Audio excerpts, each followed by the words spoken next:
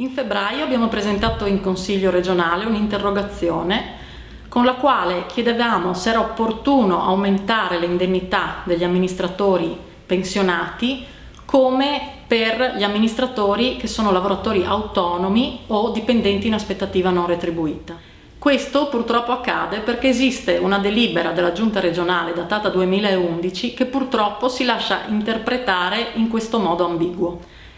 In seguito a questa denuncia abbiamo inoltre voluto raccogliere tutti i dati disponibili e elaborarli per capire gli effetti finanziari che potrebbero avere sui comuni.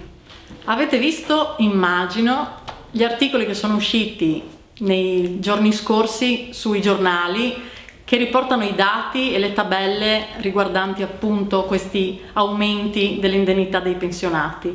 Ecco, quelle elaborazioni derivano da noi e se andate a vedere sotto le tabelle è indicata fonte Movimento 5 Stelle. Purtroppo però, pur evidenziando le azioni che stanno portando avanti nei consigli comunali alcuni consiglieri, soprattutto della provincia di Pordenone, i giornali omettono di riportare invece le nostre azioni dei mesi scorsi.